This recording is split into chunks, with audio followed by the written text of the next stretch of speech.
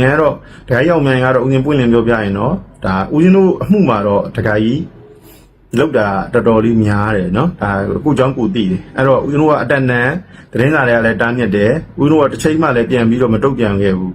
နော်ဦးစင်းတို့ကဒီလိုပဲနေခဲ့တဲ့ဟာကိုတခါကြီးတို့ဗုဒ္ဓဂုံနဲ့ပေါင်းပြီးတော့နော်တမိုင်းတဲခံဗုဒ္ဓဂုံနဲ့ပေါင်းပြီးတော့တခါကြီးကဒီအာဟုသူတွေကိုပွဲသားလောက်တာပေါ့နော်အဲ့လောက်မဟာနာဥက္ကရဆိုတော့မင်းချောင်းဆရာတော်ရလဲအာကုသူတွေပွဲစားလောက်တော့ဈေးတောင်မစစ်ဘူးအာကုသူဘယ်ဈေးလဲလို့တော့ဈေးမစစ်ဘူးအကုန်ဝယ်ပြီးတော့လက်မှတ်ထိုးပြီးတော့အားမရဘူးเนาะသာသနာရေးဝင်ကြီးနဲ့ပြည်ထောင်ရေးဝင်ကြီးကိုထပ်ပြီးတော့ဝတ်တရားနှောက်ယှက်တယ်ဓမ္မဇက်ကနေအာနဇက်ကိုလိုက်ပြီးတော့เนาะဒါဥပဒေရဲ့ဆိုင်ရာနဲ့လောက်တာမဟုတ်အဲ့ဒါတွေအားလုံးဟာစာနဂိဘယာဂရိเนาะလာဘဂရိတွေမကင်းဘူးဆိုတာရောရှင်များသိပါလားဗျာเนาะမာနဥက္ကရဆရာတော်เนาะဥစ္စနီမှာသိပါလားဗျာအဲ့လိုမျိုးပေးလို့ရပါသလားဗျာရှင်များရိုးရိုးတည်းနဲ့မေတ္တာရက်ခံတာတားမြစ်တယ်ဆိုရင်လူပြောကိစ္စမရှိဘူးရှင်များကဗယံပရာဗုဒ္ဓဂုံဆိုရေးတာဆိုရင်ဗယံပရာပေါက်လို့ပဲစားเนาะဟောပြောနေတဲ့အာရမဝါဒเนาะကျောက်သမောအာရမဝါဒီเนาะအဲ့လိုကျောက်သမောအာရမဝါဒတွေเนาะဒီလိုမျိုးတွေဟောပြောနေတဲ့ဟာတွေအာရမတွေဗယံပရာတွေပါပေါက်ကန်းလေးတွေပါလိန်ညာတွေပါတယ်ဆိုပြီးတော့အဲ့လိုမျိုးတွေကိုရေးသားပြီးတော့ရှင်များကိုယ်တိုင်သိရှိနားလည်ပြီးတော့ဟာလက်မှတ်ထိုးလိုက်ပါတယ်ဆိုတဲ့ဟာကရှင်များအဲ့ဒီဟာတွေကလည်းအဲ့လက်မှတ်ကိစ္စကလည်းတပည့်တော်ကမသိဘူးဗျရှင်များတို့ထိုးလိုက်တဲ့ဟာတွေကလည်းအဲ့ဒါဥပဒေနဲ့ညီတယ်လို့ထင်လို့လားအဲ့ဒါဘယ်နှစ်နှစ်ရှိလဲထင်လဲခင်ဗျဥပဒေနဲ့ဒီနောက်ထပ်ပြီးတော့တာသနာရေးဝင်ကြီးပြည်ထောင်ရေးဝင်ကြီးကိုလည်းအဲ့လိုရောရှင်များတို့ဒီမဟာနာ48ပါးကမစစ်ဆေးပဲနဲ့နော်ဒီဘက်မှာမစစ်ဆေးပဲနဲ့နော်ဒီစောရကပုဂ္ဂိုလ်လားစောရနာပုဂ္ဂိုလ်စောရကပုဂ္ဂိုလ်ကိုခေါ်မစစ်ဆေးပဲနဲ့နှစ်ဖက်သက်တွေနော်အပြန်လန်ခေါ်မစစ်ဆေးပဲနဲ့ရှင်များရဲ့ဒီနော်ဟိုလုတ်ပိုင်ဝင်ရှိသလားဗျာဓမ္မဝိနည်းဆိုတာကတန်ခါစီမင်းစည်းကမ်းဗျာတန်ခါတွေအားလုံးရဲ့သဘောတူညီချက်နော်ဖရားရဲ့အဆုံးအမဒီပါဗျာအဲ့လာတွေကိုရှင်များရဲ့တူတဲ့သဘောထားနဲ့နော်မစီစစ်ပဲနဲ့ဒီဟိုတစ်ဖက်ရဲ့ဒီစောရကပုဂ္ဂိုလ်နဲ့မဟာနာဥက္ကရာဆရာတော်ကလည်းဒီလိုရင်းနှီးမှုဆက်ဆက်မှုမရှိရဘူးလို့ဝိနည်းဓမ္မကံလုံထုံးလုံနည်းတွေမှာလည်းစောက်ထဲမှာရှိတယ်ရှင်များကိုယ်တိုင်ဒီဝိနည်းဓမ္မကံလုံထုံးလုံနည်းဥပဒေတွေကိုနော်မတိပဲနဲ့နော်ဒါမလိုက်နာပဲနဲ့ရှင်များဆုံးဖြတ်လိုက်တဲ့ဟာကိုဘယ်လိုလို့ရှင်များတို့ဘက်ကဓမ္မဖြစ်မှာတော့နော်ဒီဗုဒ္ဓဂုံကြီးကဒါဆိုရင်တို့ကဓမ္မတွေလားဗုဒ္ဓဂုံကြီးလုံးသမျှဒီလိုအင်တာဗျူးပြီးတော့နော်တွေးသမျှလူနဂါပူရင်နဂါလက်များကိုရင်လက်များတထောင်းသားဆိုတထောင်းသားအဲ့ရှိသမျှအဟာတွေကိုဒီဖုံးတစ်လုံးနဲ့အင်တာဗျူးတာအဲ့လိုမျိုးပြုတ်ရမှာလားသာသနာတပည့်တော်တို့အခုလိုသစ္စာတရားဟောပြီးတော့ရိတ်တာဖွင့်ပြီးတော့လူတွေကိုအေဂျင့်ပြီးတော့ဘု து အကြောင်းပုဂ္ဂိုလ်တော်မှမပါဘူးနိုင်ငံကြီးလည်းမပြောဘူးလူနာမည်တွေလည်းမပါဘူးဒီသစ္စာတရားတွေရပြီးတော့ခလေးလူကြီးမရွေး9နှစ်သမီးလေးတွေဟာလားခလေးလေးတွေဟာအသက်ကြီးတဲ့လူကြီးလူငယ်တွေဟာလားအဖိုးကြီးဖွားကြီးတွေမကြမ်းမာတဲ့လူတွေကိုတပည့်တော်ကဖခင်ရဲ့အဆုံးအမအတိုင်းဒီလိုသာသနာပြုနေတဲ့ပုဂ္ဂိုလ်ကိုမှရှင်များတို့ကဘာမှစုမပေးရင်နေစုလည်းပေးကြမလို့ရှင်များတို့ပေးတဲ့စုလည်းမယူမကူနဲ့နော်အဲ့ဘာမှရှင်များတို့ကဟိုမချိမြောက်တဲ့အပြင်မကူညီတဲ့အပြင်နော်ဒီလိုမျိုးဗုဒ္ဓဂုံကြီးလိုမျိုးအောင်မြင်လို့လိုမျိုးပွဲသားလုပ်တဲ့လူတွေနဲ့ပေါင်းပြီးတော့ရှင်များတို့ကဒီပြောစကားနားထောင်ပြီးတော့သာသနာပြုတယ်ဆိုတော့ဒီမဟာနာကဘာကြီးကမဟာနာယုံမှာဖြတ်ပလိုက်တော့လေအောင်မြင်ရအမှုရှာပေးမယ်ဝင်စင်ပေးမယ်ရှင်များရှိကိုပို့ပေးမယ်ရှင်များအိုက်ကြတော့မိမ့်မိန်ထိုင်ပြီးတော့ရှင်များနော်နက်ကတော့လက်ခေါ်ပြီးတော့ရှင်များထိုင်တာအဲ့လိုမျိုးတာလှုပ်လိုက်တော့နော်ရှင်များတို့ဆုံးဖြတ်ပြီးတော့ရှင်များအဲ့လိုလှုပ်လိုက်ပြီးရင်ဒီဝင်ကြီးဌာနတွေကိုလိုက်ပြီးတော့ရှင်များဒီလိုမျိုးတွေဥပဒေကိုနှောက်ယှက်တာဗျာနော်ဒါဝတရားနှောက်ယှက်မှုဓမ္မဇက်ကဒီရှင်များတန်ခါဆိုတာအကြီးညိုခံနေတဲ့ရှင်များရဲ့နာဂောင်းကို6ပါးနဲ့ရှင်များဒီသာသနာတစ်ခုလုံးရဲ့သာသနာအုပ်ဆောင်ဖျားရှင်များအဲ့ဒီဟာတွေကိုမှမျက်နှာမထောက်ပဲနဲ့ရှင်မြတ်ဒီအောင်မြိုင်ပြောလိုက်တဲ့စကားလုံးလေးတစ်လုံးနှလုံးနဲ့ဒီဟာတွေကိုမစစ်စစ်ပဲနဲ့နော်ဟိုစောရကပုဂ္ဂိုလ်သုရိကပုဂ္ဂိုလ်တွေကိုလည်းခေါ်လည်းမစစ်ဘူးဟိုဘက်ကလည်းအမှုလက်ခံထားလားလက်မခံထားလားတော့မသိဘူးမမေးတော့ပဲနဲ့နော်ရှင်မြတ်ရဲ့ဆုံးဖြတ်ချက်တစ်ခုတည်းနဲ့ဒါဟာအာရမဘာလို့လက်မှတ်ထိုးလိုက်တဲ့ကရှင်မြတ်တို့ကအာရမလောက်တာမဟုတ်လားဗျာတပည့်တော်အာရမလားတပည့်တော်အာရမအလောက်ခံနေရတာလားအောင်မြိုင်တို့ကဓမ္မအောင်မြိုင်တို့တပည့်တော်ကပုတ်ခတ်စော်ကားနေရလားသူတို့ကစော်ကားပုတ်ခတ်နေတာပြန်လဲလိလာပါအောင်ခင်ဗျာတပည့်တော်ဒီလိုမျိုးဒီတန်ဃာတွေအပေါ်မှာနော်သူတို့ပြောဖို့လေရွေးချယ်တန်ဃာမပြောနဲ့ရှင်မရသာသနာဥဆောင်တို့အကြီးဆုံးပါတပည့်တော်ကထိုင်းရင်လည်းနေရမှာတိုက်ရင်လည်းတည်ရမယ်ပုံကိုယ်တွေပဲတို့ပြင်ညာတော့လေတပည့်တော်ကဒီတရားတွေကမပြောဘဲနဲ့နေသာသနာကွယ်ရာကွယ်ချောင်းတွေဖြစ်ကုန်တယ်သာသနာကိုဖျက်ဆီးတယ်လို့ဖြစ်သွားပြီဗျာတပည့်တော်ကရှင်မဒီရှင်များတို့ထက်တပည့်တော်သာသနာပေါ်မှာချစ်တာဗျာ ရှင်မဲတို့ချစ်တယ်ဆိုတာကဒါရှင်မဲတို့အသိဆုံးဘာကိုချစ်တယ်လဲတော့မသိဘူးတပည့်တော်သာသနာပေါ်မှာအစပြီးတော့ဒိဋ္ဌံထားပြီးသားအသက်နဲ့ခန္ဓာတည်တည်ပြီးရှင်များတို့လည်းတပည့်တော်ဒါမဟာနာယုံမှာလည်းပြောထားပြအသက်နဲ့ခန္ဓာဒါတည်ခံသွားမယ်လက်မှတ်လုံးဝမထိုးဘူးဆိုတာဒါတပည့်တော်ရဲ့ဒါအခုမှကိုယ်ရမှာပြောတဲ့စကားမဟုတ်ဘူးလေတိုင်းမှာပြောတဲ့စကားမဟုတ်ဘူးရှင်များတို့တပည့်တော်ဟိုတရားမင်းဥက္ကဋ္ဌမို့ရှင်များမဟာနာဥက္ကဋ္ဌမှာပြောနေတရားမင်းဥက္ကဋ္ဌလည်းတပည့်တော်ကကြောက်မှာမဟုတ်ဘူးတပည့်တော်ကဒါသာသနာပေါ်မှာထားတဲ့စိတ်နော်အဲ့တော့လက်မှတ်ထိုးဆိုတော့ဒီမဟုတ်တာကြီးကိုတပည့်တော်လိန်လို့ရမလားဗျဒီတရားဓမ္မတွေကိုကိုယ်တိုင်သိရှိထားတယ်ကိုယ်တိုင်ခံစားပြီးတော့မှကိုယ်တိုင်လွတ်မြောက်ထားလို့ဒါတွေကတရားပဲဆိုတာကိုနော်ပရိရက်လည်းမလွတ်တော့အောင်ပရိပတ်လည်းမလွတ်အောင်ပရိဝေဒလည်းမလွတ်အောင်ဖျားဟောတဲ့ဟာတွေကိုကျေပြန့်စွာလူတွေနားလည်အောင်ဟောထားတဲ့ဒီတရားပျောက်ပြတ်မသွားဘူးဗျရှင်မတို့တပည့်တော်တပ်လိုက်လို့ရတယ်စိတ်ဓာတ်လည်းဖြတ်လိုက်လို့ရတယ်ကိစ္စမရှိဘူးနော်တန်ကလူတွေအားလုံးဖြောက်လို့ရင်ထဲကဓမ္မတော့ဘယ်တော့မှပျောက်မသွားဘူးဗျအဲ့တော့ရှင်မတို့တန်တဲ့လူတွေကိုတွားပြီးတော့လုံရင်တော့လုံလို့ရကောင်းရမယ်ပေါ့နော်ရှင်မတို့ကြံတဲ့အမှုတွေကိုဘယ်လိုတွေလုပ်ခဲ့တယ်တော့တပည့်တော်မသိဘူးအခုကတော့ရှင်မတို့အရန်ထင်ရှားလောင်းအားကြီးသွားပြီနော်ဒါဥပဒေမဲ့လုပ်ရက်တွေအားလုံးဟာဥပဒေကိုချိုးဖောက်နေတာပဲဥပဒေကိုချိုးဖောက်တဲ့လူတွေအားလုံးဟာအပြစ်ရှိတယ်နော်တန်ဃာပဲပြောလူပဲဖြစ်ဥပဒေမဲ့လုပ်တဲ့လုပ်ရက်တွေအားလုံးဟာဥပဒေကိုချိုးဖောက်နေတာပဲဥပဒေကိုချိုးဖောက်တဲ့လူတွေကအဲ့ဒါအပြစ်ဖြစ်နေတာပဲအဲ့ဒါကိုရှင်မတို့ကိုယ်တိုင်ဒါပုဂ္ဂိုလ်တော်မပါပါဘူးဗျရှင်များတို့ချမှတ်ထားတဲ့ဝိနည်းတမကန်လုံထုံးလုံနည်းရဲ့စီမင်းစည်းကမ်းတွေကိုတပည့်တော်ပြောနေတာတပည့်တော်ကဖြစ်ချင်တဲ့ဟာတွေကိုအကြောင်းချင်းရညင်းချက်တောင်းတဲ့အောင်ညင်းခုန်လုံနေတာမဟုတ်ဘူးဗျဒါဥပဒေရဲ့ဝိနည်းတမကန်လုံထုံးလုံနည်းရဲ့ဥပဒေရဲ့ဆုံးဖြတ်ချက်တွေကိုတပည့်တော်ချပြနေတယ်နော်ကြောက်တမောအာရမဝါဒသည်ပြီးငိမ့်ပြီးသားအမှုလို့ဘယ်သူဌာနမှာဝိနည်းဆရာမှာပြန်လဲစစ်ဆေးပိုင်ခွင့်မရှိဆိုတာကိုဝိနည်းတမကန်လုံထုံးလုံနည်းတွေမှာလည်းပါပြီးသားဖြစ်ပါတယ်အနုဝါဒနဲ့ဝိဝါဒကလည်းတွဲဆွဲခွင့်မရှိပါဘူးနောက်ကြတော့မကန်တက်တွေနဲ့ပြက်နေတဲ့ဟာတွေကလည်းရှင်မတို့လုံးကြံဖန်တီးတဲ့အမှုတွေဖြစ်တဲ့အတွက်ဒါဟာဒီဝဏိစရစောရကပုဂ္ဂိုလ်တွေအားလုံးနော်စောရဏပုဂ္ဂိုလ်တွေအကုန်လုံးကိုခေါ်ပြီးတော့စစ်ရမှာအဲ့တော့နှစ်ဖက်တက်တွေခေါ်စစ်ရမှာစောရကပုဂ္ဂိုလ်စောရဏပုဂ္ဂိုလ်တွေရဲ့တက်တွေမှန်လားမမှန်လားစစ်အဲ့တော့စောရကပုဂ္ဂိုလ်တွေကလည်းဒါတွေကဟုတ်လားမဟုတ်လားဆိုတော့ခေါ်စစ်ပြီးတော့မှဒါအမှုတစ်ခုကတိဆောက်လို့ရတာဒါဆိုအမှုကိုတစ်ဖက်တက်နော်ဟိုတိဆောက်ပြီးတော့တစ်ဖက်တက်အမိန်ချလိုက်တာဒါဟာဓမ္မလားဗျဒါဆိုရင်တပည့်တော်ဘယ်တရားတွေဟောမှာလဲဗျာတပည့်တော်ဟောတဲ့မဂ်ကင်၈ပါးဖြောင်းသွားသစ္စာ၄ပါးမဂ္ဂပွားဒီလိုမျိုးသစ္စာ၄ပါးတရားတွေဟောနေတယ်ဓိပ္ပံတရား၄ပါးတရားတွေဟောနေတယ်အဲ့တော့ဦးတို့ဝိနည်းစရလောက်ကြတယ်ပေါ့အဲ့တော့လောက်ကြတဲ့ခါမှာလည်းအဲ့တော့ဗုဒ္ဓဂုံရပါတယ်ပေါ့အချိုးစားကြပေါ့နော်သူကဥဆောင်တာပေါ့သူကနေဗုဒ္ဓဂုံကနေအောင်စော်တို့ခုနခမောင်မျိုးတို့နဲ့ပူပေါင်းပြီးတော့သူကအောင်မြိုင်နဲ့ဗုဒ္ဓဂုံကတိုက်ရိုက်ကြီးမရင်းနေဘူးပေါ့နော်တီးတော့တီးကြတယ်မရင်းနေဘူးအောင်စော်နဲ့ခမောင်မျိုးနဲ့ချိတ်ပြီးတော့ဦးဇင်းပူပေါင်းပြီးတော့လောက်ကြပြီးတော့ဦးဇင်းကိုစောရဏတင်မှုအဲ့ထက်ဆက်ပြီးတော့လောက်ကြတယ်သတင်းစာတွေကကျွညာတာပြီးပြီးတော့မှသတင်းစာတွေနဲ့ online ပေါ်ကနေအောင်မြင်တော့တိုက်ခိုက်လို့မရတော့ဘူးဗုဒ္ဓဂုံကတော့ဒါလက်ထောက်လျှောက်ဒီနေ့ချိန်ကြီးတော့မှနော်မကင်ဘူးထားပါတော့အဲ့လိုမျိုးမကင်းဘူးလို့ပြောတာနော်အဲ့တော့ရင်တုံးကလို့တော့မတိုက်တော့အဲ့တောက်လျှောက်တော့အဲ့တုံးကတော့ဆက်လက်ပြီးတော့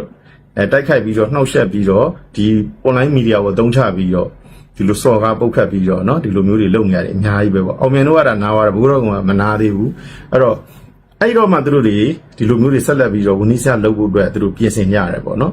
်အဲ့တော့ဦးနေကဘာကိုပြောချင်လဲဆိုတော့ဒီနေရာမှာဟိုစဇလန်လေးကအရန်နေစတော့အဲ့ဒီနေရာမှာအောင်မြင်တို့ကနေဦးတို့မဟာနာဥက္ကဋ္ဌဆရာတော်ကြီးကိုနော်သူကတွားတိုင်တဲ့ကိစ္စရဲ့ဖြစ်စဉ်လေးကိုပြောပြမယ်နော်အဲ့တော့ဦးဇင်းတို့ကိုအဲ့နဲ့ဦးဇင်းတို့ထက်လက်ပြီးတော့နော်ဟိုသူတို့ကဝဏိစရသူတို့တင်လိုက်တယ်ထင်ပါတယ်နော်ဝဏိစရတင်လိုက်ပြီးတော့မှသူတို့အဲ့လာကိုတင်လိုက်တဲ့အချိန်မှာတင်တဲ့အကြောင်းတော့သူတို့တင်တယ်ပေါ့တင်တဲ့အကြောင်းကိုသူတို့ပြောလိုက်တယ်ပေါ့တင်လိုက်တဲ့အကြောင်းမှာသူတို့ကဘာနဲ့တင်လဲဆိုရင်ဦးဇင်းတို့ကိုအနုဝါဒရဲ့နော်အနုဝါဒဆိုတာဦးဇင်းပါရာဇိကအမှုပေါ့ပါရာဇိကဦးဇင်းယဟန္တာသူ့ကိုယ်သူယဟန္တာမဟုတ်ဘဲနဲ့ယဟန္တာပါလို့လိညာပြောတယ်ဆိုပြီးတော့လေဒါအနုဝါဒလို့ခေါ်တယ်ဝိဝါဒဆိုတာဓမ္မအာရမအငြင်းပွားမှုနော်ပြီးတော့ကြောက်သမောအာရမဝါဒကိုပြန်လဲဟောကြားသူဆိုပြီးတော့အမှု၃မှုတောင်တိုင်ထားတာအဲ့တော့အဲ့ရလည်းအမှု၃မှုတိုင်ထားတယ်ပေါ့နော်ဒါလေးလည်းသိသိချင်းတာအဲ့တော့ဒီနေ့ပျောက်နေတဲ့အမှုကသူတို့ကိုယ်တိုင်တော့မှအမှုတွေကိုထိန်ချန်ဖျောက်ဖျက်ပါတယ်ဆိုပြီးတော့ဝင်းကြီးတို့ဒီအဲ့ဒါဝင်းကြီးဆရာတော်ကြီးမဟာဘာဟုတ်တော်မိတ်လာဆရာတော်မင်းများဆရာတော်စသည်အပြမတ်ပြီးတော့အဲ့ဆရာတော်ကြီးတို့တော့မှထိန်ချန်ဖျောက်ဖျက်ထားလို့နတ်မျက်စိရှိရင်ရှာပေးကြပါအောင်ဆိုပြီးတော့သူတို့အမှုတွေကိုဖျောက်ထားလို့ပါဆိုပြီးတော့ဒါအောင်မြင်ကဒါអော်ဘူးတယ်နော်ထားလိုက်တော့ဒါတကန်တာအဲ့တော့ဦးတို့ပြောချင်တာဘာကိုပြောချင်တာလဲဆိုတော့တိုင်တော်ကဦးစင်းကိုအမှု၃မှုတောင်တိုင်တာပါနော်အနုဝါဒနဲ့ဝိဝါဒနှစ်မှုတောင်တွဲဆွဲလို့မရအောင်ဒါပဲနဲ့နှစ်မှုတည်းလားဆိုမဟုတ်ဘူးဘလောက်တောင်အမုန်းတရားကြီးလဲဆို၃မှုဘာတွေလဲဆို၃မှုဆိုတာကခုနကြောက်သမောအာရမဝါဒကိုပြန်လဲ အာရမဝါဒတွေကိုပြန်လဲဟောကြားမှုဆိုပြီးတော့ဒီသုံးမှုတော်မှာဦးဇင်းတို့ဝင်းနီးဆက်တိုင်လာတာဒါတွေဟာဦးဇင်းတို့ရဲ့ဝင်းနီးတမကန်လှုပ်ထုံးလုံနီးပေါ့နော်ဒါတန်ခါစီမင်းစီကံဥပဒေအရနော်နှစ်ခုနုဝါဒနဲ့ဝိဝါဒတွဲဆွဲလို့မရအောင်ပါရာဇိကမှုနဲ့ဓမ္မအာရမဉာဏ်ပွားတဲ့မှုကလည်းတွဲဆွဲလို့မရဘူးဦးရင်အကျဉ်းချင်းတာထပ်ပြီးတော့အဲ့တော့သူဆွဲထားတာကသုံးမှုတောင်မတင်ထားတာစာအုပ်အထူကြီးပဲနော်အဲ့တော့ငါ့ကိုပေါင်းပြီးတော့သူတင်ထားတိုင်ထားတာသူတို့ကိုယ်တိုင်လည်းမဟာနာဥက္ကဋ္ဌဆိုတော့ကြီးထဲမှာရေးတဲ့စာအုပ်ထဲမှာလည်းသုံးမှုလို့ပါပါတယ်နော်အနုဝါဒဝိဝါဒ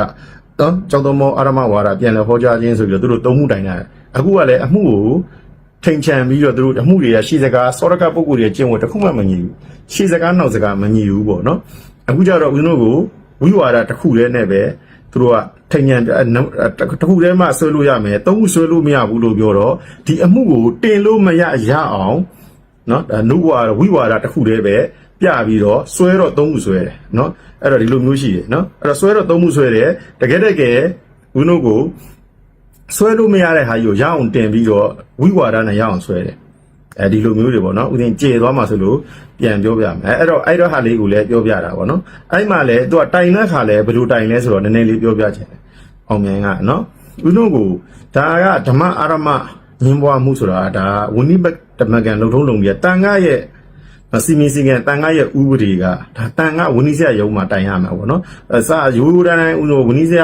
လုံထုံးလုံဒီတိုင်းသွားမယ်ဆိုရင်ဦးတို့မြို့နယ်တန်ရက်ကြီးရှိမယ်မြို့နယ်တန်ကနာကရှိမယ်ဘဟုတန်ကနာကရှိမယ်အဲ့ဒါဦးတို့တိုင်းဘဟုပြီးတော့တိုင်းတန်ကနာကရှိမယ်ပြီးတိုင်းတော့မှဘဟုတန်ကနာကရှိမယ်အဲ့ဒီလိုအစင်းစင်းတိုင်တာမဟုတ်ဘဲနဲ့ဦးတို့ပေါ်မှာရည်ရွယ်ချက်ရှိဗုဒ္ဓဂုံရဲ့ပတ်စံပြီးလို့နော်သူတို့ပူပေါင်းပြီးတော့ရည်ရွယ်ချက်ရှိလို့တော့ဦးစင်းကိုတိုင်တဲ့ဟာတွေကမဟာနာ48ပါအကုန်လုံးအဲ့ဝနီးစရစာကိုတိုင်တာမဟုတ်ဘဲနဲ့ဦးတို့ဝါရဖြန့်တာအရင်ဆုံးမဟာနာ48ပေါင်းအဲ့စာအုပ်ထူကြီးတွေကိုအကုန်ရခံပြီးတော့ဝါဒဖြန့်တယ်ငါးဥတွေကြီးနော်နုဝါဒဝိဝါဒကျောက်တော်မောအာရမဝါဒတွေကိုပြန်လဲဟောကြားပါတယ်ဆိုဒီအမှုသုံးမှုကိုနော်တကယ်တမ်းသူတို့ရှက်လဲမရှက်တာလားသိလဲမသိတာလားဦးဇင်းပြောတော့စာမတက်ပြီမတက်ပြောတာသူတို့တွေကိုယ်တိုင်ကဥပဒေကြောင့်ကိုနားမလဲလူတစ်ဖက်သားကိုလှုပ်ချင်တာကတည်းအဲ့အမှုတွေသုံးမှုစာအုပ်ကိုဦးဇင်းကပြောလိုက်ရှာပေးနေကြမလို့မဟာနာ48ပါလုံးအကုန်သိတယ်အဲ့ဒီစာအုပ်ကြီးကိုငါးဥတွေကြီးကိုမဟာနာ48ပါအပြင်ကိုနော်တခါကြီးဘယ်တော့ခုနလူကြီးပိုင်းနေရောပေါ့ဌာနဆိုင်ရာတွေရောလိုက်တင်တယ်ဒုတိယဗိုလ်ချုပ်ကြီးစိုးဝင်းနဲ့ဟာဒီဘုတ်အနောက်ကျအလားတွေလည်းတင်တယ်ပြည်ကျရေးဝင်ကြီးသာသနာရေးဝင်ကြီးအဲ့တော့ဌာနဆိုင်ရာတွေကိုတင်တာရောဆိုဦးင်းကြည့်တာဌာနဆိုင်ရာတွေကိုသူတင်တာတင်ကိုပဲအနည်းဆုံး15ခုလောက်ရှိတယ်နော်အဲ့ဒီလိုမျိုးတွေကိုဌာနဆိုင်ရာတွေကို15ခုလောက်တင်တယ်ဝဏိစရဒီမဟာနာဆရာတော်တွေကို48ပါးကိုလည်းအဲ့ဒီသူတို့စာအုပ်ကြီးတွေကိုအရင်တင်ပြီးတော့ဒီကဓမ္မလားအာရမလားဒါဟာဒီသုံးမှုဒီနော်စာပေစစ်ဆေးဌာနရှိတယ်15ပါးစစ်ဆေးနောက်တဲ့15ပါးရှိတယ်15ပါးအဖွဲ့ရှိတယ်ပေါ့နော်ဒါတွေကစစ်စစ်ကသေးတယ်ဒါတွေသူတို့တင်ထားတဲ့ဆွဆွဲထားတဲ့အမှုနော်ဒီတက်တေတွေနဲ့သူတို့တင်ထားတဲ့တက်တေတွေနဲ့ပြန်တိုက်ကြည့်ရသေးတယ်တင်ထားတာကသူတို့ကဆွဲထားတာကဒီမှာအာရမလို့ဆွဲထားတယ်ကျောက်တော်မောအာရမဝါဒလို့သူတို့ဆွဲထားတာဆိုဒါဆိုရင်ဦးသိန်းဟောတဲ့သူအချက်လက်ပြတော့မှာဥဒုတိယဒီကျောက်တော်မောအာရမဝါဒ46ချက်လုံးဟာဘယ်ဟာတွေဘယ်လိုတွေဟောခဲ့လဲဆိုတာသူတို့ပြတော့46ချက်လုံးဟာဥဒုတိယဟောတဲ့တရားတွေအားလုံးဟာကျောက်တော်မောအာရမဝါဒပါဆိုတာကိုသူကတက်တေဖိုင်နဲ့ဟောတဲ့ဟာတွေပြတဲ့ဟာတွေကိုသူကတက်တေပြအဲ့တက်တေဖိုင်တွေကလည်းဦးတို့သူတို့ရှိမှာနော်အဲ့တော့ပြက်နေတယ်ကဘာကြီးကပို့တဲ့အချိန်မှာလည်းအဲ့တော့9ဖိုင်10ဖိုင်လောက်ပြက်နေဘာမှအတန်လည်းမပါဘူးရုပ်လည်းမပါဘူးမမဲကြီးပဲပါတယ်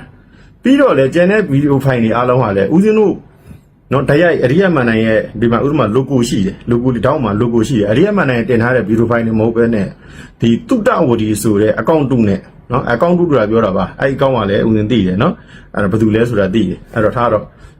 ့နော်အဲ့ဒါတွေကဦးတို့ကတေချာခိုင်လုံတဲ့ခါကျရင်ပြောပြရမယ်နော်အဲ့ဒါလည်းဦးတို့ထားလိုက်အဲ့တော့တုတ္တဝတီဆိုတဲ့အကောင့်တုနဲ့ဖိတ်အကောင့်နဲ့တင်တဲ့ဟာတွေရဲ့ဗီဒီယိုဖိုင်တွေဒါဆိုဒီသူတင်တဲ့တက်တင်တဲ့ဗီဒီယိုဖိုင်တွေကဘယ်သူကတက်ပြီးမှာတုတ္တဝတီကိုအရင်ထုတ်တုတ္တဝတီကိုသူကိုယ်တိုင်ဟုတ်တယ်ဆိုရင်လည်းသူကိုယ်တိုင်တုတ္တဝတီပါဆိုရင်လည်းဝန်ခံတုတ္တဝတီကအကောင့်တုဆိုရင်လည်းတုတ္တဝတီကတာဝန်ယူရမယ်ဒီဗီဒီယိုဖိုင်တွေအားလုံးတက်သိက္ခာဗီဒီယိုဖိုင်တွေကိုတုတ္တဝတီဆိုတဲ့အကောင့်တုကဗီဒီယိုဖိုင်တွေတာဝန်ယူရမယ်အဲ့ဒီလိုမျိုးတက်သိဗီဒီယိုဖိုင်တွေကနော်ဥပဒေမဲ့ဒါတက်သိက္ခာဗီဒီယိုဖိုင်တွေမှာလည်းအတုတွေဆိုတာထင်ရှားတယ်ဘာလို့လဲဆိုတော့တင်တဲ့လူကအကောင့်အတုနဲ့သူ့အကောင့်နဲ့တင်ပြီးဖြည့်ညက်ကက်တွေနဲ့သူတို့လိုရာကိုဆွဲပြီးတော့ဖြည့်ညက်ကက်နော် ဒီဖန်တီးထားတဲ့ဗီဒီယိုဖိုင်တွေနဲ့နော်ပြက်နေတဲ့ဗီဒီယိုဖိုင်9ဖိုင်လောက်နဲ့နော်ဦးတို့ဟောတဲ့ဟာကအဓိပ္ပာယ်ကဟောတဲ့တရားကတက်တဲ့သူတို့ယူပြီးတော့ဆွဲတဲ့အဓိပ္ပာယ်ကတက်တဲ့အဓိပ္ပာယ်ကိုစန့်ကျင်ဘက်လွဲမှားသွားအောင်လူတွေနားလည်သွားအောင်နားလည်မှုလွဲသွားအောင်ဒီလိုမျိုးတွေနော်46ချက်လုံးကအမှုကိုစင်ပြီးတော့မဟုတ်မှန်မှန်လုံးကြံဖန်တီးထားတဲ့ဟာကို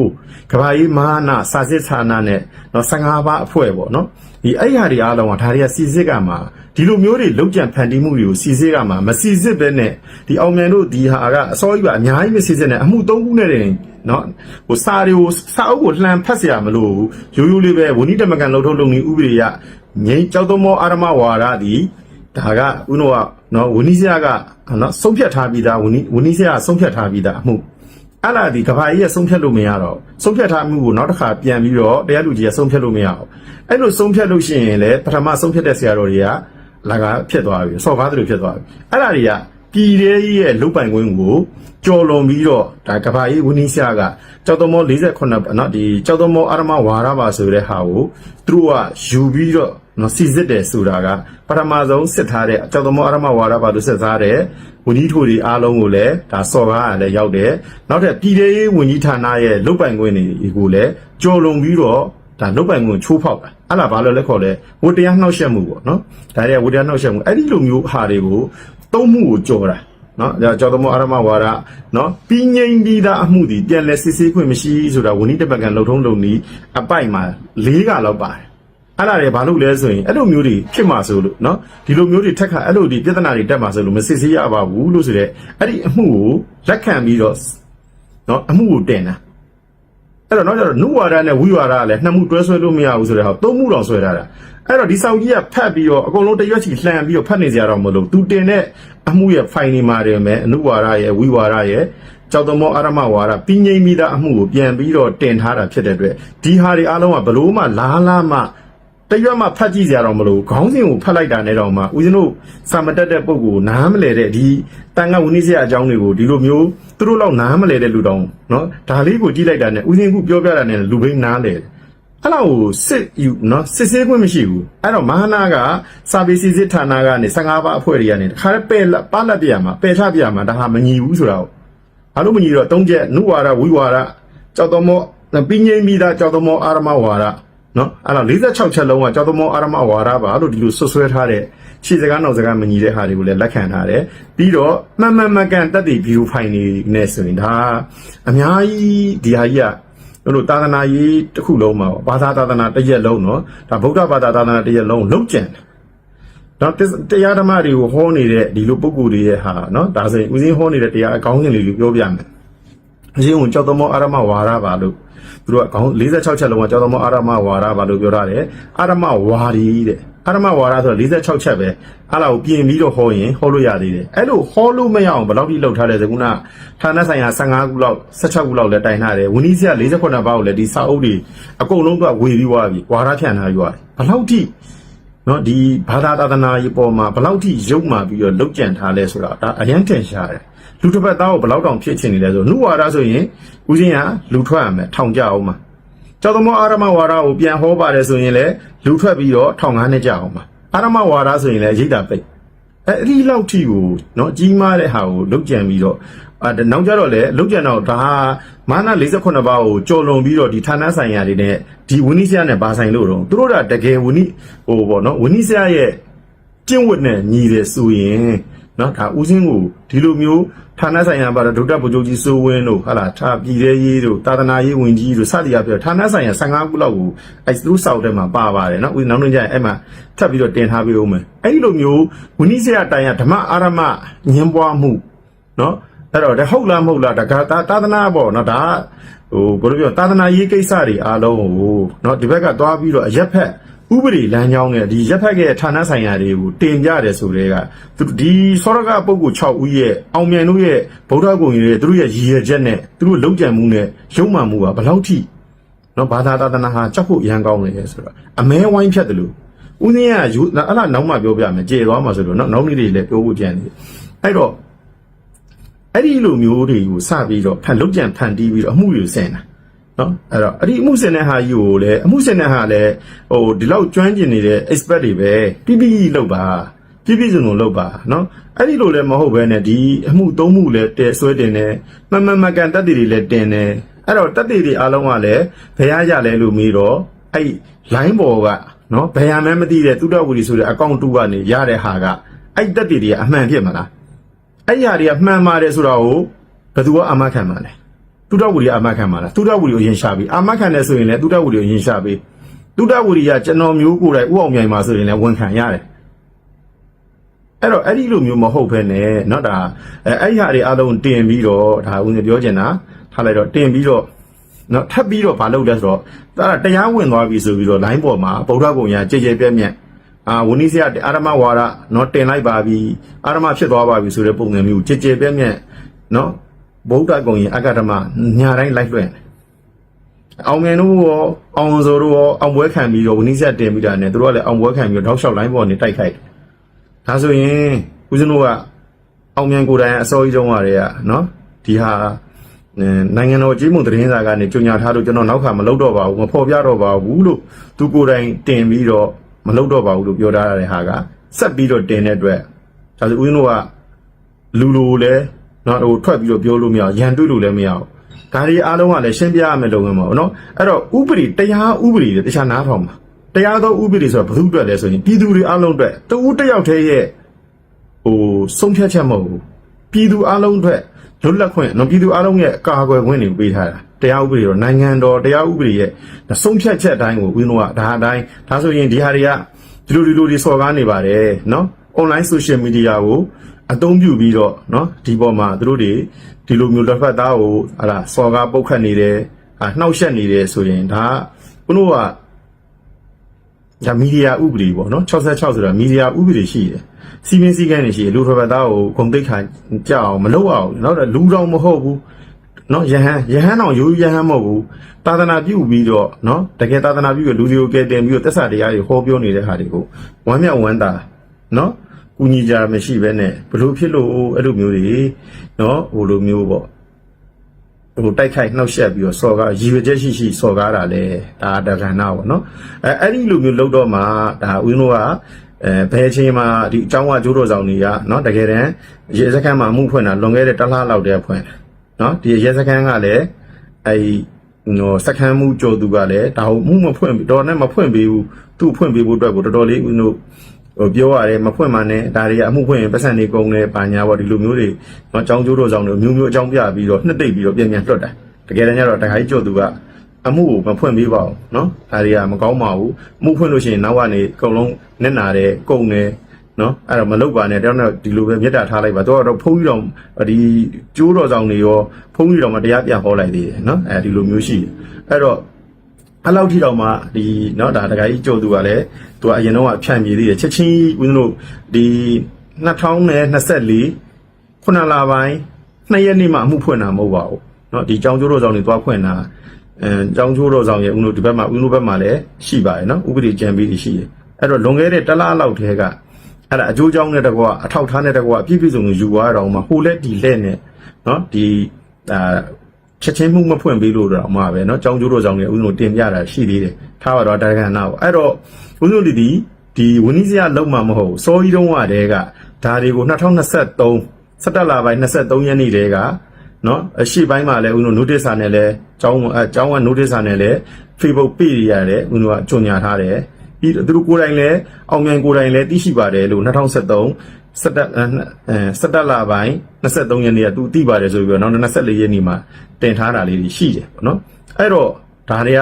ကမသိဘဲနဲ့လောက်တာမဟုတ်ဘူးနော်ဦးဇင်းတို့ဘက်ကလည်းဟိုဒါတရားဒီကျောင်းအကျိုးတော်ဆောင်တွေကလည်းဟိုမိမိတို့ကိုနော်ဒီလိုမျို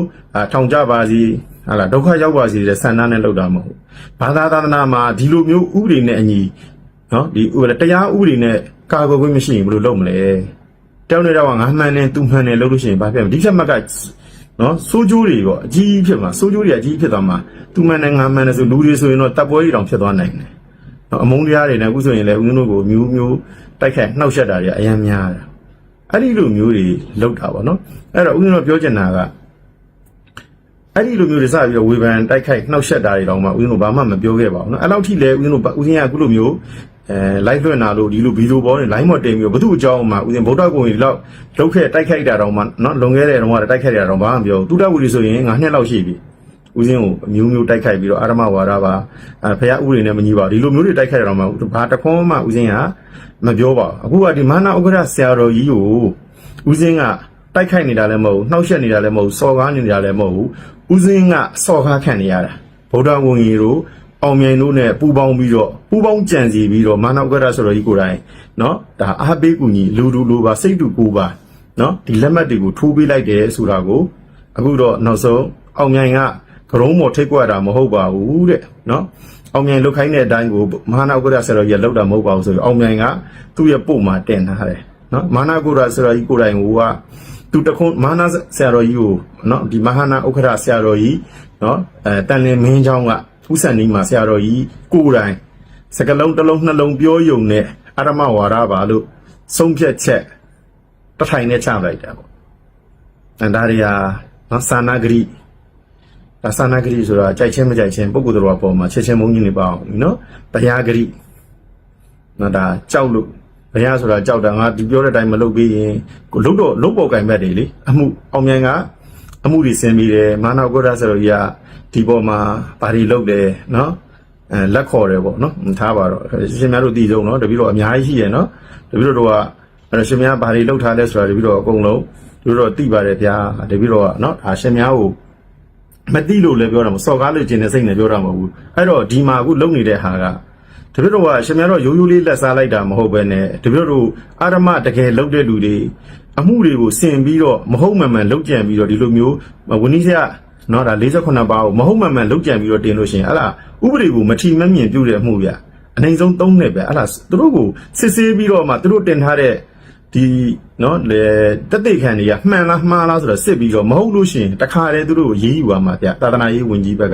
ကနော်သာသနာရေးဆိုင်ရာဘက်ကနေသူတို့တွေမဟုတ်မှန်မှန်လုပ်ကြံပြီးတော့တန်ဃာတစ်ပါးကိုနော်ဒီရိတ်တာတစ်ခုကိုအဖွဲ့အစည်းတစ်ခုခုကိုဒီလိုမျိုးမဟုတ်မှန်မှန်လုပ်ကြံတာတွေကိုတွေ့ပြီးဆိုရင်စာပေစစ်စစ်ဌာနရှိမယ်နော်15ပါးအဖွဲ့ရှိမယ်ဒါတွေကမဟုတ်ဘူးဟုတ်လားမဟုတ်လားစစ်စစ်ကအရင်ဆုံးမဟုတ်ဘူးဆိုရင်ဒါတွေကလုပ်ကြံဖန်တီးတာဖြစ်လို့ရှိရင်ဦးတို့ကဥပဒေရနော်ဒီဘက်ကဦးတို့ဘက်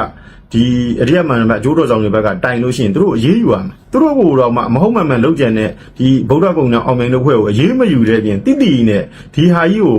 အာရမလောက်တာနဲ့တိုက်ခိုက်တဲ့လူတွေကိုကာကွယ်ပြီးတဲ့ပြင်ကိုအရေးယူရမှာမယူတဲ့ပြင်ကိုတကယ်အရေးယူခံရတဲ့လူတရားဓမ္မတွေကိုဟောတဲ့လူဖះအဆုံးမနဲ့နေတဲ့ပုဂ္ဂိုလ်မှရွေးပြီးတော့ရှင်များတို့ကအာရမဝါရပါဆိုပြီးတော့နော်မဖြစ်အောင်တခါကြီးအောင်မြိုင်ကဘယ်လောက်ထိစွမ်းလဲနော်မဟာနာဥက္ကဋ္ဌဆရာမင်းเจ้าကြီးဆရာတော်နဲ့ဘယ်လောက်တောင်များအပေးယူတွေတဲ့နေကြလဲနော်ဘယ်လောက်တောင်ပြီးလဲဆိုရင်မဟာနာဆရာတော်ကြီးကိုတစ်လုံးနှလုံးပြောလိုက်တာနဲ့တော့မှမဟာနာဆရာတော်ကြီးကအောင်မြိုင်ခိုင်းသမျှကိုလိုက်လောက်ရတယ်ဆိုတော့ရှင်မတို့သာသနာကြီးကတပည့်တော်ကပထမပြောခဲ့တာဆွဆွဲနေတာမဟုတ်ဘူးနော်တပည့်တော်ပုတ်ခတ်နေတာလည်းမဟုတ်ဘူးစော်ကားခံရတာစော်ကားနေတာလည်းမဟုတ်ဘူးတပည့်တော်တို့ကအစော်ကားခံနေရတာအပုတ်ခတ်ခံရတာလောက်ကြံခံရတာလုံးရိုးလောက်ကြံခံရတာမဟုတ်သာသနာတစ်ခုလုံးကိုဖျက်ဆီးခံရတာဘာသာသနာတစ်ခုလုံးကတရားဓမ္မတွေဟောနေတဲ့နော်မိခင်၈ပါးဖြောင်းဖြောင်းသွားနော်တစ္ဆာ၄ပါးတရားတော်နော်တပိဓမ္မအနတ္တနော်အဲ့တော့လောကအားလုံးအရှိတရားအားလုံးမဂ္ဂ3ဆိုပြီးတော့ဒီရှိနေတဲ့တရားတွေအားလုံးဟာမဂ္ဂင်၈ပါးနဲ့ပွားများရမယ်တရားတော်မှာယူမဟုတ်ဘူးအရှိတရားကိုလည်းသိရမယ်အတိတရားလည်းရှိရမယ်နော်အဲ့တော့သတိပ္ပံတရား၄ပါးမဂ္ဂဘွားပရိစ္ဆေသမုပ္ပါလေလန်းနဲ့ပြက်လန်းနော်စသည်အဖြစ်ပေါ့အဲ့တော့ဒီမဂ္ဂင်၈ပါးတစ္ဆာ၄ပါးသတိပ္ပံတရား၄ပါးဒီလိုမျိုးတရားတွေကိုဟောနေတဲ့ဟာကိုနော်နိဗ္ဗာန်ခီးနဲ့အတားအဆီးများဆိုတာဒါဒုက္ခနောပမတုတ်တံဒါမြတ်စွာဘုရားဟောတဲ့တရားတွေပဲဒီတရားတွေအားလုံးဟာအာရမဝါဒကဲဟုတ်လားမဟုတ်လားနားထောင်ကြည့်လိုက်တာနဲ့ဝင်ကြည့်ကြမကောင်းတဲ့နားထောင်လိုက်တာနဲ့နားထောင်ဒီလိုတရားတွေကအာရမဝါဒဖြစ်သွားမယ်ဆိုရင်ဘယ်တရားတွေကိုနားကြမှာအဲ့တော့နိဗ္ဗာန်ရောက်ကြောင်းရှင်မတို့အာမခံနော်တပည့်တော်တို့ဒါဗုဒ္ဓအကုံရေရောအောင်မြန်ရောမဟာနာမင်းเจ้าဆရာတော်ကြီးဥစ္စာနီးမှာလည်းအာမခံရမယ်အခုတလားကိုတရားပွဲရိတ်တာတွေတစ်ပွဲရိတ်တာပြင်မှာ2ပွဲရှိတယ်အဲ့ဒီပိဋကတ်တွေအားလုံးရှင်များတို့တရားရအောင်ပြနိုင်ရှင်များတို့တပည့်တော်ထက်တာတယ်ရှင်များတို့ကစကားလုံးတစ်လုံးအောင်မြန်တို့ပြောတဲ့စကားနှလုံးလောက်တစ်လုံးနှလုံးနားထောင်လိုက်တာနဲ့အာရမဝါရတော်သိနေမှာတော့ရှင်များတို့လည်းနိဗ္ဗာန်ရောက်ကြောင်းသစ္စာ၄ပါးသိနေမှာပေါ့မဂ္ဂင်၈ပါးအဲ့တော့ရှင်များတို့ကအဲ့တန်ဃာတွေအဲ့ယောဂီတွေအားလုံးရှင်များတို့တောင်းဝင်ယူပြီးတော့ရှင်များတို့မှန်ပါတယ်ဆိုတဲ့တရားတွေပြနောက်ပိုင်းကျရင်အများကြီးရှိရနော်ဒါပပလေးပဲပြောမယ်အခုပြောချင်တာဘာလို့ပြောချင်လဲဆိုရင်အဲ့တော့မဟာနာဆရာတော်ကြီးက ကရုံးပေါ်ထိတ်ကွက်ခံနေရတာလားအောင်မြိုင်းကိုမလွန်ဆန်နိုင်ဘူးလားအဲ့လားဘုရားဂတိနော်ဘုရားဆိုတာကြောက်နေတာနော်ရှင်များအောင်မြိုင်းကျူးသမျှကိုအမှုရှာပေးတာတွေကိုရှင်များတို့ကအောင်မြိုင်းအမှုဆင်ပေးတယ်ရှင်များတို့ကဒီဘက်မှာတာလေးခြောင်ပိတ်ပြီးတော့ရိုက်တယ်နော်အဲ့ဒီလိုမျိုးတွေဒါတွေကအမှုဆင်ပြီးတော့အမှုရှာပေးတယ်ပတ်စံဘယ်လောက်ရရင်လုပ်ပေးမယ်ဟာဒါတွေကဒီပြီးတော့ရင်တော့မသိဘူးဗျမဟာနာတော့ဘယ်ဘက်လှည့်ထားမှမသိဘူးဒါပေမဲ့ဒီပြီးတော့ကိုတွေ့ခံစားရလာတဲ့အခါကျမှနော်ရှင်များတို့ဒီလုံရက်နဲ့စိတ်သက်တွေအားလုံးဟာတကယ်သာသနာကိုဖျက်ဆီးနေပါလားရည်ရွယ်ချက်ရှိသာသနာကိုဖျက်ဆီးနေပါလားဆိုတော့ဟိုမှာကြံသေးတယ်တကယ်သာသနာဖျက်နေတဲ့မိစ္ဆာဒိဋ္ဌိဖြစ်တဲ့ဟိုဘက်မှာရွှေဖြူနန်းနယ်ဆိုတဲ့ဟာမျိုးနော်ဟိုဘက်မှာဟိုဘုန်းတော်ဘုဒ္ဓထောင်ကမြန်နန်းနယ်ဟာကိုသွားပြီးတော့မြန်နန်းနယ်ရဲ့မွေးနေ့တယ်ဟောသူကဘယ်နေ့ကတည်သွားလို့ဘယ်နေ့ကမွေးမြန်းတော့မသိတဲ့ဟာကိုမွေးနေ့လုပ်ပြီးသလိုလုပ်ပြီးအဲ့လိုမျိုးမိစ္ဆာဒိဋ္ဌိနတ်လိုနဂါးလိုရှိသမျှဟာတွေကိုနတ်တွေကိုးကွယ်တဲ့ဟာတွေကြတော့ရှင်များတို့ကအဲ့လိုပုံကိုယ်တွေသာသနာတကယ်ဖြတ်မဲ့လူတွေကြတော့ရှင်များတို့ကအားပေးကူညီနဲ့နော်ဘွဲတော်မပေးရင်ကံကောင်းဘွဲတော်မပေးလို့ရရင်ပေးဦးမလားမသိဘူးသာသနာပြုဘွဲတွေပါအဲ့လိုမျိုးရွှေဖြူနန်းတွေတို့ပါတော့နော်အဲ့တော့ဒီတက္ကမတွေကမြောက်ပင်ပေးပြီးတော့မှမာနဥက္ကဋ္ဌဆရာတော်ကြီးကသာသနာအတွက်ကိုအဲ့တုန်းကလည်းရှင်များတို့ဝင်းကြီးဆရာဆုံးဖြတ်ချက်မှာနော်ဒါ48ပါးထဲမှာ2ပါးဟာနော်အကြီးညိုကံပုဂ္ဂိုလ်ကြီးတွေဖြစ်တယ်ရှင်များတို့ကနာဂကုံနဲ့မပြည့်အနာဂကုံချုပ်ရင်းနေဆိုတော့အဲ့ဒါတွေပါတာပေါ့နော်ရှင်များကိုယ်တိုင်ဘလောက်မြန်ဖြစ်ချင်နေလဲမသိဘူးကြွလာတယ်ကြွလာပြီးဒီဆုံးဖြတ်ချက်ကိုရှင်များကိုယ်တိုင်လာပြီးတော့နော်ဒါအမိတော့အဝမ်းမတကာနဲ့ရှင်များလာပြီးအာရမဝါဒကိုလာပြီးရှင်များကိုယ်တိုင်စီမံခန့်ခွဲတာလေးတွေနော်တွေ့ရမြင်ရကြားတော့လေနော်ဝမ်းတာပါတယ်ရိုးတွေ့တာတော့မဟုတ်ဘူးဘာလို့လဲဆိုတော့ကိုသူများတွေလှုပ်လို့ရှိရင်စိတ်တိုင်းမကြပါဆိုလို့ထောင်မကြမှာဆိုလို့မင်းတို့သာသနာရေးညှို့မှုကိုပြောလိုက်တယ်ဟဲ့အောင်နေမင်းတို့ထောင်ကားကိုရဲကားကိုခေါ်မထားဘူးလားဆိုတာကဘာရွေချက်လဲဗျာရှင်များဒါသာသနာကိုစောက်ရှောက်တဲ့စိတ်တက်လားဗျာနော်ဒါမာနဥက္ကဋ္ဌဆရာတော်မင်းချောင်းဆရာတော်ကြီးဥစ္စာနီမာကိုတပည့်တော်ဒါလောက်လဲချီတယ်ရှောက်လဲရှောက်တယ်ရှင်များတို့တပည့်တော်ကအသက်ကြီးလို့ကြည်ညိုရမှာလားဗျာဂုံနေရလို့ကြည်ညိုရမှာလားရှင်များတို့သီလတမာတိပညာတိတ်ခါအဲ့ဒီလိုမျိုးတွေနော်ဟိုနားကောင်း6ပါးပြည့်ရွံ့နေတဲ့ဟာတွေအဂရိလိုက်စားတဲ့ဟာတွေကိုတပည့်တော်ကြည်ညိုရမှာလားဗျာတပည့်တော်အခုလက်ဥချီတယ်ဆိုတာတော့မှနော်ဒါရှင်များဒါတပည့်တော်ဝါကြီးတာမဟုတ်လို့ရှင်များအခုလုံနေတဲ့လုံရက်တွေအားလုံးဟာတစ်စက်မှကြည်ညိုစရာတစ်စက်မှမပါဘူးတပည့်တော်ကဟိုလူကိုတက်လို့ရတယ်လို့တပည့်တော်ပြောတာတပည့်တော်အသက်နဲ့ခန္ဓာကိုပေးထားပြီးသားဒီတော့သာသနာအတွက်တက်ရှင်နေတာတဏှာအတွက်တက်ရှင်နေတာမဟုတ်ဘူးသာသနာပဲထားခဲ့မှာခန္ဓာထားခဲ့မှာမဟုတ်အဲ့တော့ဒီလိုပုံကိုတပည့်တော်နဲ့ထိတ်တိုက်လာတွေ့တာရှင်များတို့ကလှုပ်တဲ့ဟာကြီးတိတိလေးမဟုတ်ဘူးဗျရှင်များတို့ကလှုပ်လိုက်တဲ့ဟာဥဒ္ဓရိယကိုပဲရှင်များတို့ကမြင်တာရှင်များတို့ကလှုပ်လိုက်တဲ့တရားတွေအားလုံးတပည့်တော်ဟောနေတာသက်စာတရားတွေဗျနော်ယုံနဲ့အားလုံးမက3ဒီတရားတွေကအာရမဝါဒအာရမဝါရီအာရမဝိထုဆိုဘယ်တရားသွားဟောမှာလဲယုံနဲ့တရားဟောတာတွေကအာရမဝါဒလားအာရမဝါရီလားယုံနဲ့အားလုံးမက3မဂ်ကင်7ပါးဖြောင်းဖြောင်းတရားသွားဟောတဲ့တရားတွေအားလုံးကအာရမဝါဒဆိုရင်ဒီလိုဘယ်တရားတွေရှင်များတို့ဟောကြမှာလဲကျန်တဲ့တန်ဃာတွေကအဲ့ဒါတွေအာရမဝါရီဆိုရင်ဒါဆိုပြောသမျှလူတွေအားလုံးဟောသမျှတရားတွေအားလုံးကအာရမဝါရီဖြစ်သွားရင်ရှင်များအကုန်လုံးဒီလိုကဘာသာသာသနာမဲအောင်တော့မှာတရားတွေကွယ်ပြောက်ကုန်ပြီတို့ရှင်များတို့တရားတွေကိုဖျက်ဆီးပြတာသာသနာတစ်ခုလုံးဖျက်ဆီးပြတယ်မလုံးကြပါနဲ့เนาะရှင်များတို့အသက်တွေလည်းကြီးနေပါပြီဗျာတပည့်တော်ကအလောက်ထိမဟုတ်ပါဘူးတပည့်တော်ကမာန48ပါးတပည့်တော်ကလူပညာရှိယဟန်ပညာရှိတွေလည်းပါပါတယ်เนาะရှင်များကဥမာန48ပါးမှာအားလုံးကိုမဆိုလိုပါဘူးဒီထဲမှာပါဝင်တဲ့ပုံကိုယ်တွေဒါအတိဆုံးဖြစ်ပါတယ်ပါဝင်တဲ့ပုံကိုယ်တွေကိုပဲတပည့်တော်ဆိုလိုခြင်းတိတ်ပဲဖြစ်ပါတယ်အားလုံးကိုတပည့်တော်ကဝလုံး3မပြောပါဘူးเนาะအကုန်တင်းကြုံပြီးတော့မပြောတကယ်သူတော်ကောင်းတွေရှိပဲတပည့်တော်အဲ့တော့ဒီသူတော်ကောင်းတွေကဒီသစ္စာတရားတွေပြောလို့ရှိရင်သိကြမှာပဲစတက်ပေတဲ့ပုဂ္ဂိုလ်တွေဝါတွေလည်းကြီးနေပြီသူတို့တွေတောင်းဖြားနဲ့ဒီတရားတွေလိုချင်ကြမှာပဲသိနိုင်မှာတစ်ချက်ကသိနိုင်မှာပဲနှစ်ချက်ကရတဲ့ရထိုက်တယ်လို့တပည့်တော်ကဒီလိုထင်တာဗျဒီသစ္စာတရားတွေရှင်များတို့ပြောပြရင်တော့နားလည်မှာပဲထင်တာအခုကျတော့ရှင်များတို့ကသစ္စာတရားကိုလက်မခံမပေးလို့လက်မခံနေလေတပည့်တော်ဒီအခုသာသနာပြုခဲ့တာ4နှစ်ကျော်အတိုင်းတာတခုမှဆိုရင်ဒါရိတ်တာ4ခုလောက်နော်5ခုလောက်ဖြစ်သွားတယ်အဲ့ဒါအခုတို့ကျောင်းတွေလည်းတရားစခန်းတွေကိုလည်းတစ်လောက်2ကြိမ်ဖွင့်နိုင်ခဲ့တယ်ဟာတပည့်တော်ကစာမတက်ဘူးလို့ဒါတပည့်တော်ပြောပြညာတော့ဖခင်ရဲ့အဆုံးအမနဲ့နေတာဗျဒီလိုတော့ပတ်စံလည်းမကင်ဘူးနော်ဆုံးကွန်ဆာဆက်လိုက်တော့လည်းမလုပ်ရဘူးဒကာဓမ္မတွေကိုလည်းအလှမခံဘူးတီလာရှင်တွေတော့အလှမခံခိုင်းဘူးဘုန်းကြီးတွေမပြောနဲ့ဘုန်းကြီးတွေပတ်စံမကင်ရဘူးတီလာရှင်တွေဆိုရင်ဒကာဓမ္မတွေမှာအလှမခံဘူးနော်အဲ့တော့လှူခံလို့ရှိရင်ဦးရင်းဘသူပဲလှူနော်လှူခံတာတို့ဘာတို့အလန်းကြုံမှားတာတော့မှဖော်ပြီးတော့စုတာ အဲ့တော့ဒီလိုပုံကိုယ်တွေတာဂတနာဖရားရဲ့တရားအစစ်ဓမ္မအစစ်တွေကိုနော်ဖရားရဲ့ဝိနည်းအဆုံးအမတွေနဲ့ဓမ္မဝိနည်းနဲ့အဆုံးအမတွေနဲ့ညီညွတ်ဆိုညီညာညာနေထိုင်ကျင့်သုံးတဲ့တန်ဃာတွေကိုမှရှင်များတို့ကရည်ရွယ်ချက်ရှိသာသနာဖြတ်တဲ့ပုံစံဖြစ်သွားတာဗျာရှင်များတို့ကအဲ့တော့ရှင်များတို့ဒါလူယုံတက်လို့တည်တယ်ဆိုတဲ့ပုံစံမျိုးပေါ့နော်ဒါအောင်မြန်တော့တခါကြီးအောင်မြန်ကတော့ဦးရင်ပွင့်လင်းပြောပြရင်တော့ဒါဦးရင်တို့အမှုမှာတော့တခါကြီးလောက်တာတော်တော်လေးများတယ်နော်ဒါကိုเจ้าကိုတည်တယ်အဲ့တော့ဦးရင်တို့ကအတက်နံသတင်းစာတွေကလည်းတားမြစ်တယ်ဦးရင်တို့ကတစ်ချိန်မှလည်းပြန်ပြီးတော့မတုတ်ပြန်ခဲ့ဘူးနော်ဦးတို့ကဒီလိုပဲနေခဲ့တဲ့ဟာကိုဒကာကြီးတို့ဗုဒ္ဓဂုံနဲ့ပေါင်းပြီးတော့နော်တမိုင်းတဲခံဗုဒ္ဓဂုံနဲ့ပေါင်းပြီးတော့ဒကာကြီးကဒီအာဟုသူတွေကိုပွဲသားလောက်တာပေါ့နော်အဲ့လောက်မဟာနာဥက္ကရဆရာတော်မင်းချောင်းဆရာတော်ကြီးကလည်းအာဟုသူတွေပွဲသားလောက်တော့ဈေးတောင်မစစ်ဘူးအာဟုသူဘယ်ဈေးလဲလို့တော့ဈေးမစစ်ဘူးအကုန်ဝယ်ပြီးတော့လက်မှတ်ထိုးပြီးတော့အားမရဘူးနော်သာသနာရေးဝင်ကြီးနဲ့ပြည်ထောင်ရေးဝင်ကြီးကိုထပ်ပြီးတော့ဝတ်တရားနှောက်ယှက်တယ်ဓမ္မဇက်ကနေအာဏာဇက်ကိုလိုက်ပြီးတော့နော်ဒါဥပဒေရဲ့ဆိုင်ရာနဲ့လောက်တာမဟုတ်အဲ့ဒါတွေအားလုံးဟာသာနာဂိဘယာဂရိနော်လာဘဂရိတွေမကင်းဘူးဆိုတာကိုရှင်များသိပါလားဗျာနော်မာနဥက္ကရဆရာတော်နော်ဥစ္စနီမှာသိပါလားဗျာအဲ့လိုမျိုးပေးလို့ရပါသလားဗျာရှင်များရိုးရိုးတည်းနဲ့မေတ္တာရက်ခံတာတားမြစ်တယ်ဆိုရင်လူရောကိစ္စမရှိဘူးရှင်များကဗယံပရာဗုဒ္ဓဂုံဆိုရေးတာဆိုရင်ဗယံပရာပေါက်လို့ပဲစားနော်ဟောပြောနေတဲ့အာရမဝါဒနော်ကျောက်သမောအာရမဝါဒီနော်အဲ့လိုကျောက်သမောအာရမဝါဒတွေနော်ဒီလိုမျိုးတွေဟောပြောနေတဲ့ဟာတွေအာရမတွေဗယံပရာတွေပါပေါက်ကန်းလေးတွေပါလိန်ညာတွေပါတယ်ဆိုပြီးတော့အဲ့လိုမျိုးတွေဟိုရေးသားပြီးတော့ရှင်များကိုယ်တိုင်သိရှိနားလည်ပြီးတော့ဟာလားလက်မှတ်ထိုးလိုက်ပါတယ်ဆိုတဲ့ဟာကရှင်များအဲ့ဒီဟာတွေကလည်းအဲ့လက်မှတ်ကိစ္စကလည်းတပည့်တော်ကမသိဘူးဗျရှင်များတို့ထိုးလိုက်တဲ့ဟာတွေကလည်းအဲ့ဒါဥပဒေနဲ့ညီတယ်လို့ထင်လို့လားအဲ့ဒါဘယ်နှစ်နှစ်ရှိလဲထင်လဲခင်ဗျဥပဒေနဲ့ဒီနောက်ထပ်ပြီးတော့တာသနာရေးဝင်ကြီးပြည်ထောင်ရေးဝင်ကြီးကိုလည်းအဲ့လိုရောရှင်များတို့ဒီမဟာနာ48ပါးကမစစ်ဆေးပဲနဲ့နော်ဒီဘက်မှာမစစ်ဆေးပဲနဲ့နော်ဒီစောရကပုဂ္ဂိုလ်နော်စောရနာပုဂ္ဂိုလ်စောရကပုဂ္ဂိုလ်ကိုခေါ်မစစ်ဆေးပဲနဲ့နှစ်ဖက်သက်တွေနော်အပြန်လန်ခေါ်မစစ်ဆေးပဲနဲ့ရှင်များရဲ့ဒီနော်ဟိုလုတ်ပိုင်ဝင်ရှိသလားဗျဓမ္မဝိနည်းဆိုတာကတန်ခါစီမင်းစည်းကမ်းဗျတန်ခါတွေအားလုံးရဲ့သဘောတူညီချက်နော်ဖရားရဲ့အဆုံးအမဒီပါဗျာအဲ့ဒါတွေကိုရှင်များရဲ့တူတဲ့သဘောထားနဲ့နော်မစစ်စစ်ပဲနဲ့ဒ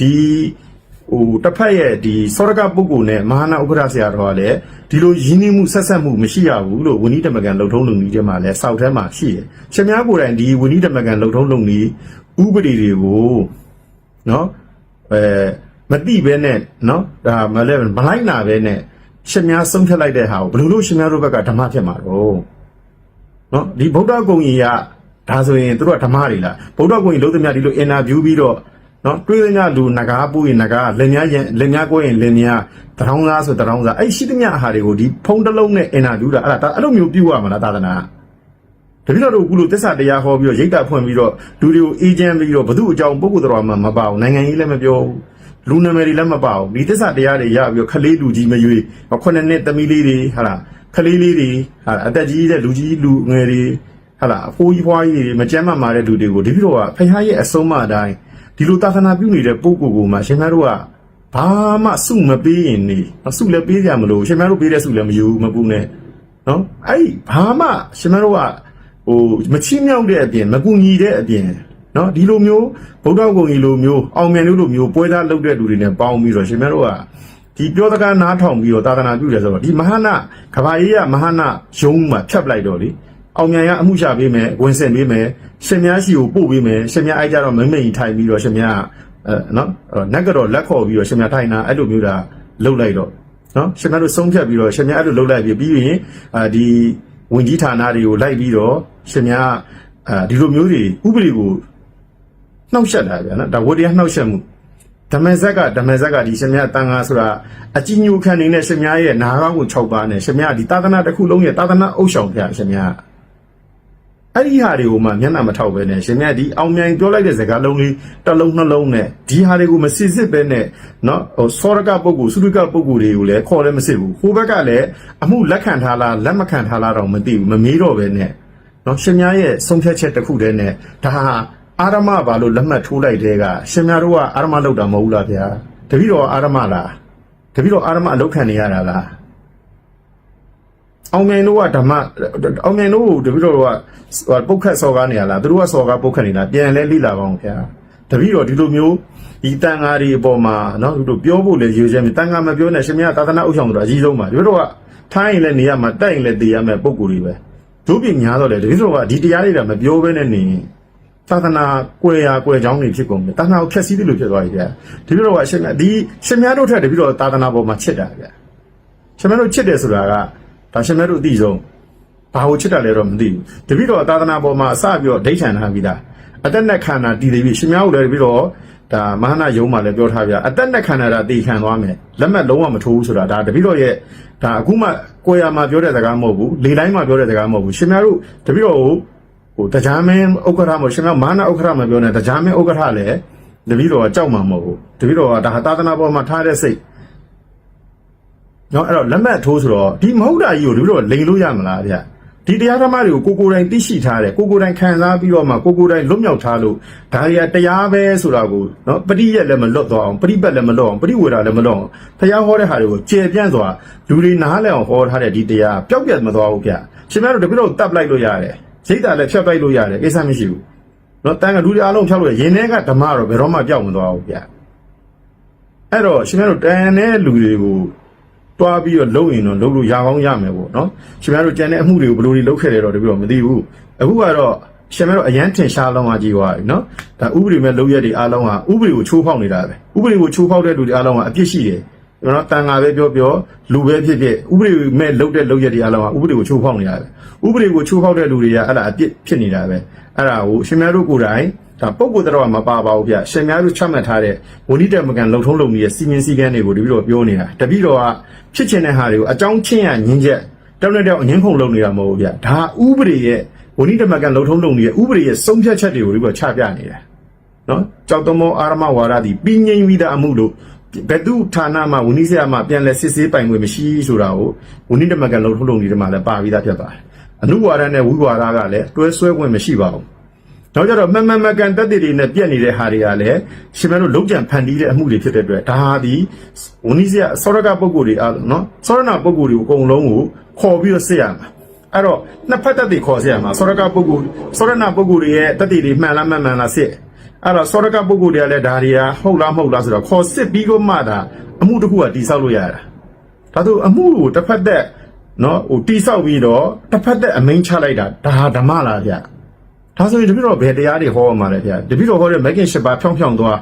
သစ္စာ၄ပါးမဂ္ဂဘွားဒီလိုမျိုးသစ္စာ၄ပါးတရားတွေဟောနေတယ်သတိပ္ပံတရား၄ပါးတရားတွေဟောနေတယ်ဟုတ်လားဝိသုဒ္ဓိ9ပါးစသည်ရဆိုတော့เนาะဒါဝိသုဒ္ဓိ9ပါးကတော့တော့တပည့်တော်ဟောတဲ့ထဲမှာမပါပါဘူးဗျာเนาะဒါဝိမဂ်ကင်၈ပါးဟောတယ်လောကရန်တရား၈ပါးမဂ္ဂဘွားဟောတယ်ဟုတ်လားယုံနဲ့အားလုံးမဂ္ဂ3ဟောတယ်အယုံ6ပါးမဂ္ဂဘွားလို့ဟောတယ်မဂ္ဂင်8ပါးတရားနဲ့ကင်းတဲ့တရားတစ်ခုမှမရှိဘူးရှင်မြတ်တပည့်တပည့်တရားကိုလားရှင်မြတ်တပည့်ရိတ်တာတွေဘယ်လိုဟောရတော့မသိဘူးတပည့်တော်ဟောတဲ့တရားမှာမဂ္ဂင်8ပါးနဲ့လွတ်တဲ့တရားဆိုတာမရှိဘူးမဂ္ဂင်8ပါးနဲ့လွတ်တဲ့နေရာလည်းမရှိဘူးအယုံ6ပါးလုံးမဂ္ဂင်8ပါးနဲ့ပွားတတ်အောင်ဟောပေးထားတာအဲ့သစ္စာတရားတွေကိုရှင်မြတ်တို့ကအာရမဝါရီဆိုတော့ရှင်မြတ်တို့ကဘယ်တရားတွေဟောလို့ဓမ္မဖြစ်တာလဲဗျာဘယ်တရားတွေဓမ္မဖြစ်အောင်ဘယ်တရား